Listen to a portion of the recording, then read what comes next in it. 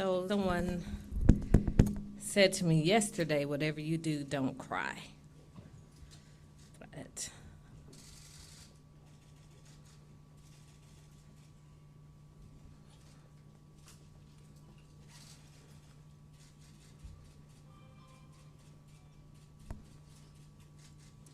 for God's sake, don't have an ugly cry. So I am a much better writer than I am speaker. So I wish that I could have written something profound to say to you this morning. But the only thing that I could write my notes this morning was faith is the substance of things hoped for, the evidence of things not seen.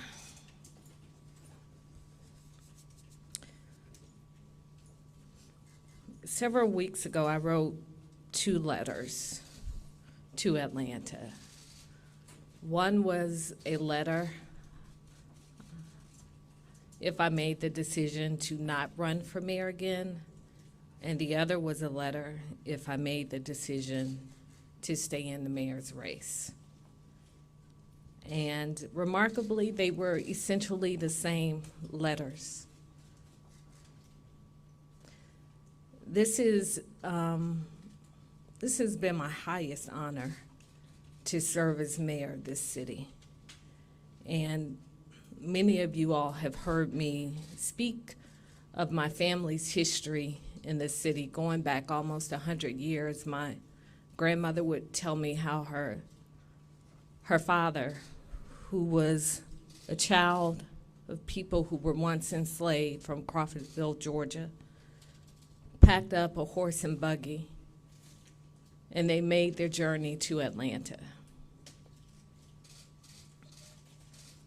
And my family moved to the west side of Atlanta.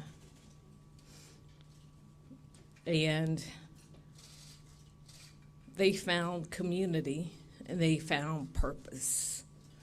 And they found a way to make the lives of their children better. And I stand here on their shoulders. So my love for this city was a love planted in my heart long before I was formed in my mother's womb. And I wish that I could tell you there was a moment or that there was a thing. But when you have faith and you pray for God's wisdom and guidance, in the same way that it was very clear to me almost 5 years ago that I should run for mayor of Atlanta, it is abundantly clear to me today that it is time to pass the baton on to someone else. I am immensely proud of the men and women whom I have served with. I could not ask for a better team of people who have a heart and a love for the people of this city. Many questions have been asked.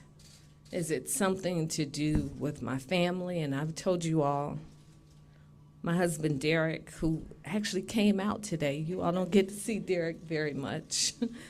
I always said, whatever you do, I'm with you, just don't mess up my good job. So last night I said, you got to take back over the health insurance benefits. He said, I think I can handle that. And I'm grateful for that. But the last 3 years have not been at all what I would have scripted for our city. 3 months into our term, there was the biggest cyber attack in the history of a municipality in America. A federal investigation that seemed to literally suck the air out of City Hall into the previous administration.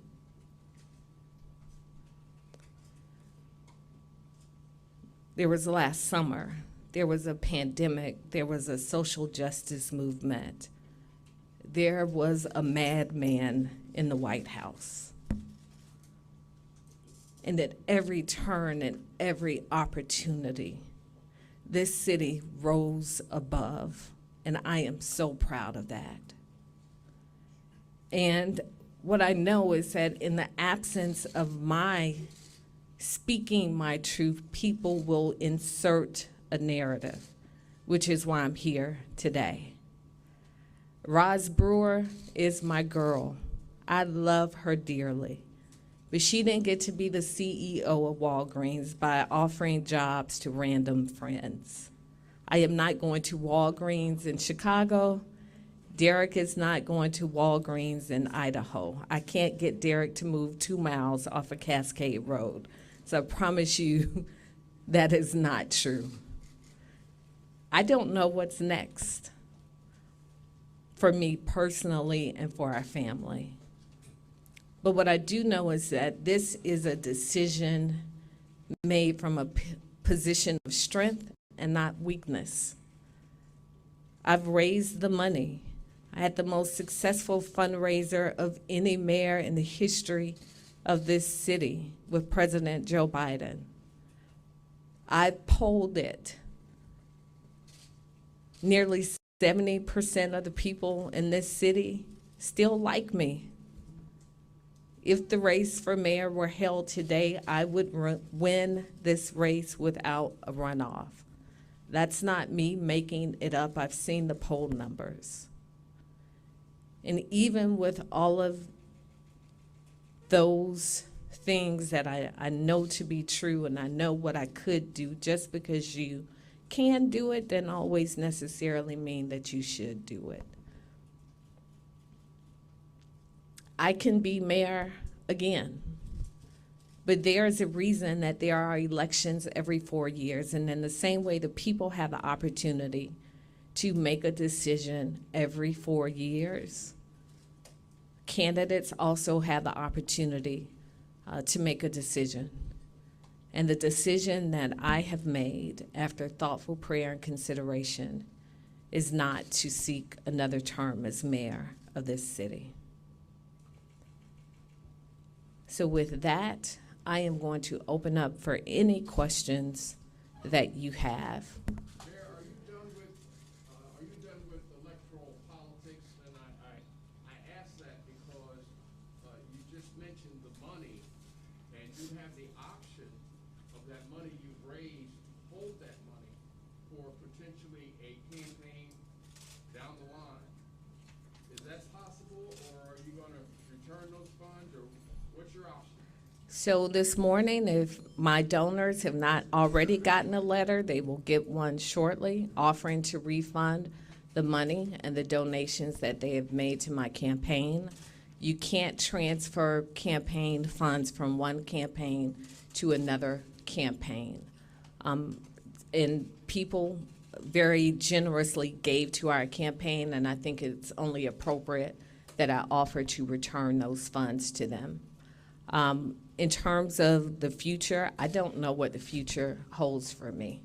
I know I will be mayor until the first Tuesday in January. And what I have always said is that I want to leave the city better than I found it. So I will keep doing all of the things that we have done each and every day. We are going to keep working on affordable housing. We are going to continue to work to make sure that people who are living on our streets have a home and the supportive services that they need. And we are going to continue to do every single thing in our power to make the city safer. Mayor, you talked about, Mayor, in the past, you talked about, Mayor, you talked about not running. Was there anything in particular that you could point to that you can say that is something that's helping you make this decision, or is this just going on faith? I know you mentioned the faith in praying and talking about this. And a follow-up question, there's a lot of talk about former Mayor possibly jumping into the race. Your thoughts on that?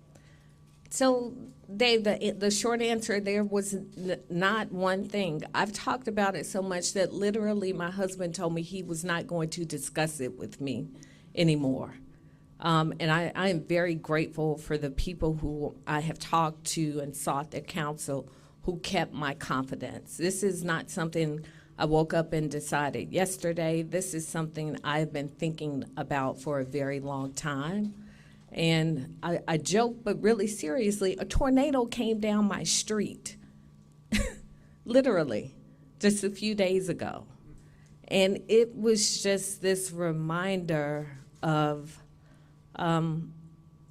moments and things are bigger than one person. And quite honestly, if there were a person who I knew could step up and be the mayor that this city needs, I likely would have made another decision when I was offered a cabinet position. But I wanted to finish what I started, and I didn't see who could step in and lead this city. And the voters will decide who that person is. And in my multitude of conversations with God about this, I am not God. I don't know who else he's speaking to and who else will take us to the next step. But what I do, I have a pretty good idea of the people it should not be, but that will be for the voters of Atlanta to decide. And that's part of the reason behind my timing and making this announcement now, to give a candidate who perhaps won't be a self-funded candidate. It's easy for someone wealthy to write themselves a check and run for office, but to give someone an opportunity to truly go out, fundraise, organize a campaign. Have you talked to former Mayor Keisha about this at all, about running? No. Mayor, do you think some of the criticism against you has been unfair? That comes with the territory. That comes with, my kids criticized me last night. I mean, I think my house is a microcosm of the electorate across this city. One said, "Mommy, I'm so proud of you. That was the best decision." And another one said, why would you do that? What are you thinking? And then another, back and forth. And one said, "You'll never be on time for school again. I hope you know that." I mean, so, and, I can't satisfy my own household. So criticism comes with the job. You shouldn't put yourself out if you can't take the criticism.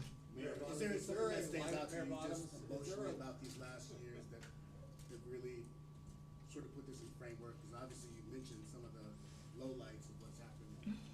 What will you remember fondly, and what really impacted you in a negative way? Well, I know this is a big press conference because you're back in City Hall. Thank you, Ryan. Mama, we made it. The highlights really have been the last year, that when this city faced the toughest of times and there was no playbook, there was no handbook, there was no leadership in the White House, we were at odds with the state, that we stepped up and we did it the Atlanta way. We served 119,000 meals. We got $88 million in CARES Act funding. When was the last time the city of Atlanta has gotten that much money and there not be a scandal attached to it? $80 million of that went out into our communities. The men and women, our firefighters, our police officers, our sanitation workers never stopped working through the pandemic. The vast majority of our workforce never stopped in the midst of the pandemic. That makes me proud. We created a Strength and Beauty Fund. We gave money to cosmetologists and barbers. We gave money to small businesses. We gave money to the creative industry. We stood in the gap for so many people in what was the toughest and most difficult of times, and not having any blueprint on how to do it, and we got it right. That makes me proud. Mayor Bottoms, can I ask about life on the other side? Is there a life for you that's better, or a job for you that's better than being mayor of Atlanta? If there is, I don't know it. I don't know what it is. And it, you know, that is scary. But as a very dear friend of mine, Vicki Palmer, said to me, it's not faith if you know what's on the other side. And you know, as far as I know, the only mayor who sought not to run for re-election was Maynard Jackson when he came back the second time. So this is something that's not ordinary, but I don't believe that I was created and elected mayor because I'm ordinary. So I know in the same way that I knew what I knew when it was time to put myself forward to run for mayor, I am quite sure I will know what I know when the next opportunity comes. Can you talk about your goals for public safety for the remainder of your term? Absolutely. My goals for public safety are to make sure that this city is safe. We've had a very challenging year in this city, and we are unfortunately not alone. Across the country, we've seen a spike in crime, and it has so much to do with people emerging from this pandemic. People have died. People are dealing with anxiety. They're dealing with depression. Everybody's house has not been a safe place for them. Some of us have found refuge in our homes, and for other people, it's a nightmare. I know that even from City Hall, trying to get people not to come into City Hall, because for so many people, walking out the door every day is their safe place. So we are facing a spike in crime that I will continue to do everything I can do alongside Chief Bryan and the other men and women of this city to make sure that this city is safe. And I'm doing that not because I'm mayor, but because I'm a mother in this city. This is where my family lives. So I want this city to be safe for my family in the same way that I want it to be safe for everybody else who's standing in this room. What's your hope for the next leader working under state leadership? You've had a less than ideal working relationship with Governor Kemp. What's your hope for the next person who takes this office in their relationship with leadership that is critical of Atlanta? You know, Governor Kemp and I have agreed on the things that we can agree on. You know, unfortunately, there's been a great divide on many issues with the state, and I didn't even mention the fight to maintain control of the airport that this city built. That is something that has come up repeatedly in our challenges with the state. So it is my hope that the next mayor will have a good working relationship with our state leaders, agree on the things that you can agree on, and respectfully agree on the things that you cannot. There are, unfortunately, a number of things that I disagree with the governor on, but it has not stopped us from working together on those things that we do agree on. Mayor, you talked about your greatest accomplishments. What about failures? If you had a chance for a do-over, what would you do differently? I think the thing that I would do differently is that I likely would have asked for resignations sooner than 100 days into office. I would have changed the leadership team in City Hall much sooner. 100 days was not that long, but I can say many of the challenges that I saw on day one were the challenges that I faced on day 100. And so much about it is just a leadership style.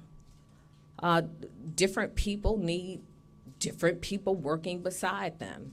And it's not that many of these men and women weren't strong leaders in their own right. They weren't the strongest leaders for me and what I needed in terms of my leadership team. Mayor, a question about the next 8 months. Political leaders' clout can wane if other leaders, public and private, see them as a short timer. How are you going to keep that from happening for your next 8 months to be effective? You know, Morris, I've never had it easy in City Hall.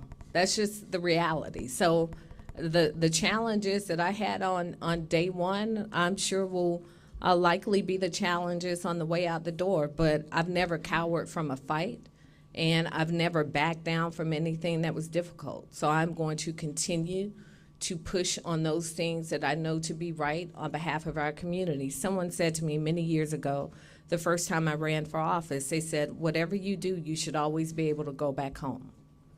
So in everything that I do it wanting to be able to walk through my community and through the grocery store with my head held high. I can think of one vote since I've been in City Hall that I asked City Council to pass that I was not aligned with. One vote. And that was in the first 3 months of my term. Since then, everything I've ever put before City Council, I put it forth because I believe in it. What was that vote? It was on the North Side Bridge. Did the backlash from Officer Garrett Robb being reinstated play into your decision? Absolutely not. The hard part was last year. You know, and I firmly believe it was the right decision. If you go back to last summer and the challenges that we were facing in this city, and there were so many peaceful protests going on across this city, but there were people seeking to wreak havoc as well. And I'm not going to get too far into that, but I firmly believe had I not made that decision, that this city would have seemed much worse. And part of the reason that I am, and I said this a couple of days ago, so confident in the leadership of Chief Bryan, because he's not afraid to tell me when he disagrees with me. It doesn't mean that we will agree and he's going to do what I tell him to do and he's going to do, and vice versa. But I believe it was the right decision. I stand by that. And I've said repeatedly, holding our officers accountable doesn't mean that I respect our officers, but you can hold them accountable and also be respectful of the job that they do and the way that they put themselves in harm's way each and every day. But I firmly believe that the decision I made last year in the midst of all that was happening in our city was the right decision. I disagree with the ruling. Our position has been steadfast that we followed the procedures that needed to be followed under those emergency circumstances. The board disagreed, which was their right to disagree. But if I had to do it over again, I would do it the same way. Do you intend to appeal that decision? I'll talk with our attorneys about that. Mayor Bottoms, can you talk about the first time you felt like you heard that voice tell you inside that you shouldn't run again? Do you remember where you were and what the circumstances were? You know, it's really interesting. I can't say I heard a voice. It wasn't like Noah, go build an ark. It wasn't that, but I felt it my first year, and I can't describe it, but I wasn't sure that I would run again. One message to the citizen. Mayor Bottoms, there's an adage for black women that says we choose when and where we enter. If you would, what would you say to young black women, young black girls? They may look upon your decision, and what would you like to say to them as you exit the office? That there is a divine voice that lives inside of each of us. And for me, I know that it is my compass. And it may not always make sense to anyone else, and really it's not intended to make sense to anyone else. But when you know what you know, it becomes less and less important what other people think. And it becomes less and less important whether or not you are afraid.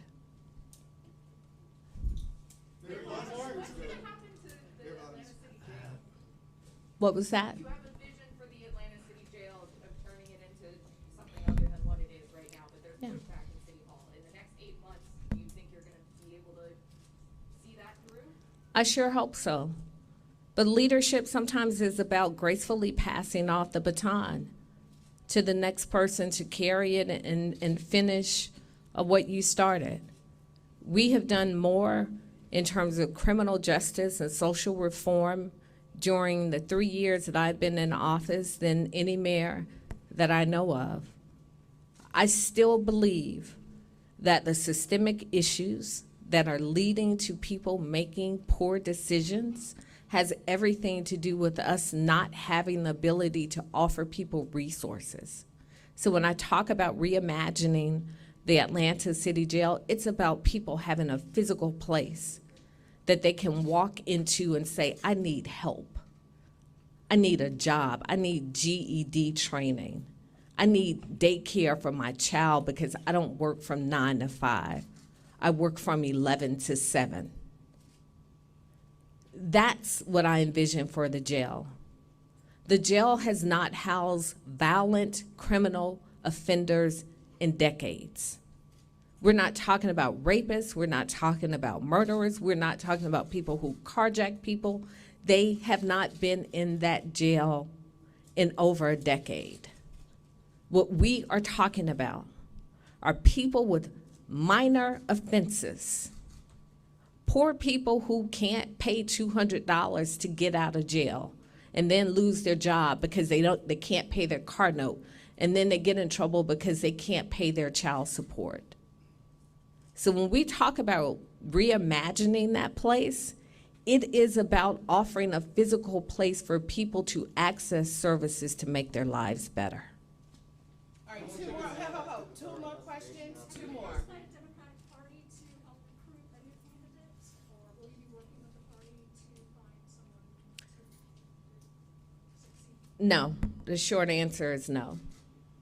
And let me just say this. I don't believe any one person anoints a successor. It doesn't work like that. It may have worked like that many, many years ago, but it hadn't worked like that in a long time. Nobody, not any one person. My one vote is the same one vote as the person who's going to come through and sweep up when we leave. So I don't think that I have the ability to anoint someone as my successor, but I certainly at the appropriate time will make it known who I will cast my vote for. What's that? Knowing the opposition on council to closing the jail and knowing that several of the people who either are running or rumored to run don't want to close it, how important is it for you to try to get a closure date on the books before you leave office? I would love to have a closure date on the books. And what is most liberating about not running for office, that conversation can be moved off the table about any decisions that I'm making because I'm running for re-election. So I want to keep pushing for the closure in the same way I started pushing for it my first year in office. I'm not going to let up. To your critics, speaking of the timing and making this decision out of faith, not fear, speak to those who want to criticize you, especially given the news of this week that you're folding under pressure. How do you want to go out and speak to those people? I've dealt with pressure. I started dealing with pressure when I was 8 years old, and I saw my father being let out of our house in handcuffs. So if anybody thinks a decision about reinstating an employee would run me out of office, is someone who doesn't know me very well. I didn't fold under pressure last summer.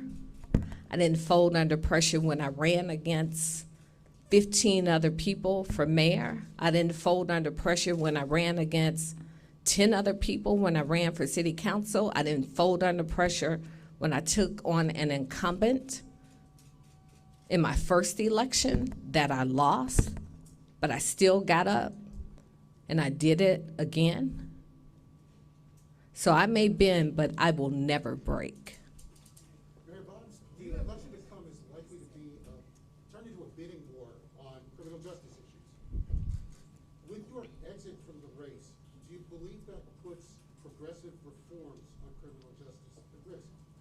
I think reform on criminal justice is at risk, period.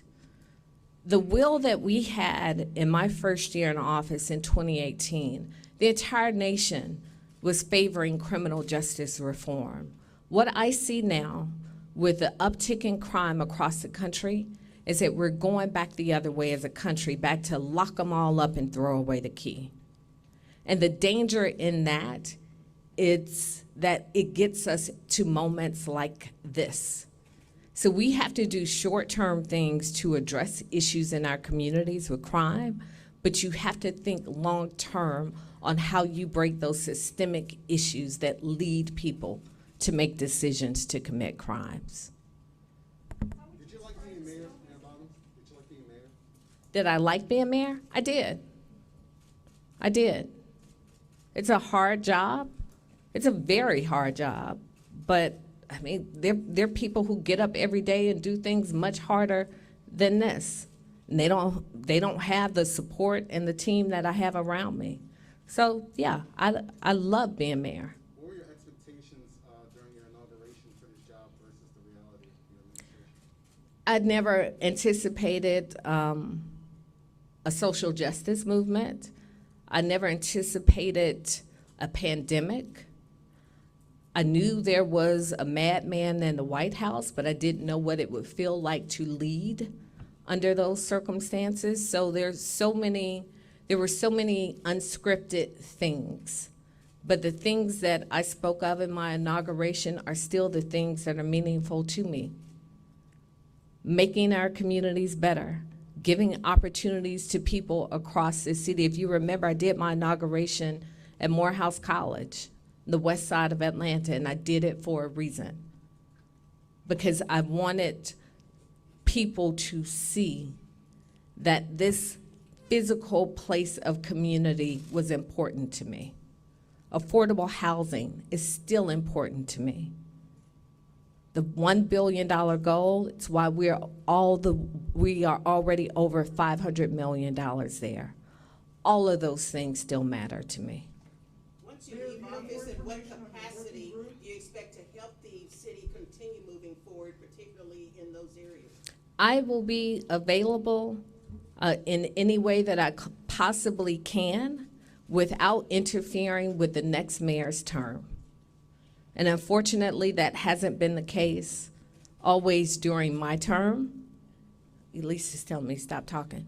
At least I am mayor until the first Tuesday in January, okay? As I was saying. I think when you walk forward, you can't walk forward with looking over your shoulder. So I will be available in any way I possibly can. Mayor, are you more interested in a role in the Biden administration now? What's that? Will you be more interested in a role in the Biden administration after this? You know, we'll see. I can tell you, being mayor with President Biden in the White House has made a world of difference. The ability to pick up the phone and have someone that you can call with an expectation that they will help you and not harm you is something that I've not experienced, and I'm very grateful to at least have this year to experience that type of leadership. Mayor, do you have more information on your working group on crime? Who's on that group? The governor's pushed back, saying another meeting isn't going to make a difference with the crime we're seeing in the city. Well, if the governor feels that way, that's probably why we're having a crime wave across the state. You put everything that you have into fighting crime. You use every tool in your toolbox. So we're not going to stop meeting. We're not going to stop working. We're not going to stop pushing. We're not going to stop fighting. So to answer your question, we were still making calls to confirm the members, and as soon as we have everyone confirmed, we'll release those names. I don't know. It may even be today. You're All right. emotional, and we know you love the city of Atlanta, but is it like there's been a weight lifted off of your shoulders? To the extent the weight has been lifted, it is the decision and speaking it not to run. And I can't say enough about my husband, Derek, and just the love and support that he continues to give me.